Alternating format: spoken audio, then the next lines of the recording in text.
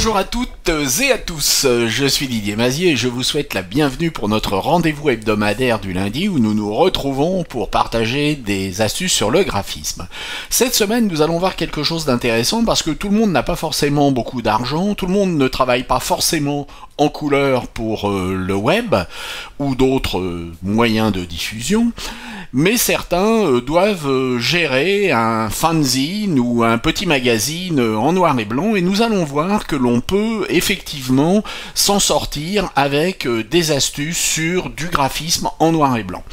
Alors avant de démarrer, je vais vous demander de mettre un petit pouce en l'air si la vidéo vous a intéressé, je vais également vous demander de vous abonner, d'activer les notifications, mais surtout de partager ces vidéos. En publiant un post sur les réseaux sociaux, vous êtes présent.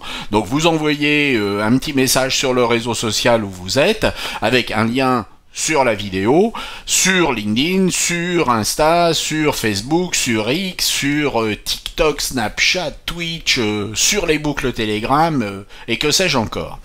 Alors regardons cette image. Nous allons passer de cette image à celle-ci en créant cet effet, et puis nous passerons ensuite de cette image à celle-ci en modifiant encore l'effet. Pour terminer, nous ajouterons bien entendu un titre et un sous-titre à notre couverture de magazine.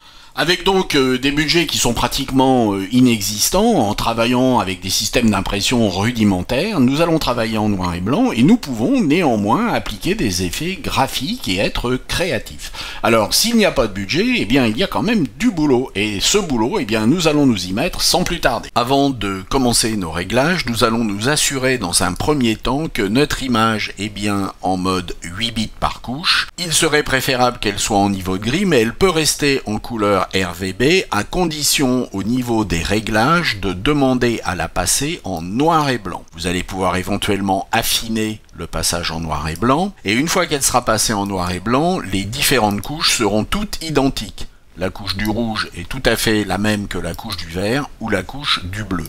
Cela vous évitera des problèmes lorsque vous appliquerez certains filtres comme le grain ou les trames de demi-teinte. Commençons par dupliquer notre arrière-plan avec commande J sur Mac, CTRL J sur PC et convertissons ce calque 1 en objet dynamique. Nous allons maintenant appliquer deux effets. Notre premier effet va être un effet de flou directionnel. Nous allons gérer la distance qui va dépendre bien entendu de la résolution de votre image et nous allons appliquer un deuxième effet qui va être un effet de grain. Dans la galerie de filtres, dans les textures, il s'agira de ce grain. Nous pourrons régler l'intensité de ce grain, le contraste, et puis choisissez le type horizontal. Il va falloir maintenant masquer notre effet. Nous allons tracer une zone avec l'outil de sélection sur la partie où nous voulons que notre effet s'applique et nous allons cliquer sur la création d'un masque. Notre effet s'applique à gauche et pas à droite. Par contre, la transition est violente. Dans les propriétés de notre masque, nous allons augmenter le contour progressif jusqu'à obtenir l'effet souhaité. Une fois que ceci va être fait, nous allons sélectionner la totalité des calques et de l'arrière-plan et nous allons convertir en objet dynamique ces éléments. Et nous allons à nouveau appliquer des effets. Le premier effet que nous allons appliquer va se trouver également dans la galerie de filtres. Il va s'agir dans les esquisses des trames de demi-teinte. Bien entendu, vous pouvez changer ces réglages. Et puis pour parachever notre effet, nous allons pouvoir appliquer un seuil. Vous trouverez ce seuil dans le menu Images, Réglages, Seuil. Plus vous déplacerez vers la droite, plus vous récupérerez d'ombre sur votre image. Vous pouvez donc affiner ce réglage comme vous le souhaitez. Et maintenant, il ne reste plus qu'à ajouter les textes. VTT a été saisi dans la police Orbitron. Et puis j'ai ajouté un contour au calque. La taille de ce contour est de 21 pixels. Il est placé à l'extérieur avec un mode de fusion normal, une opacité à 100% et la couleur est blanche.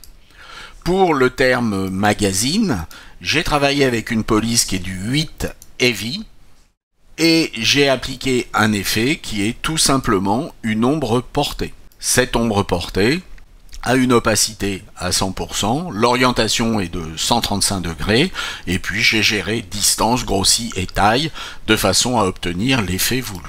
et ma couverture de fanzine en noir et blanc est maintenant terminée.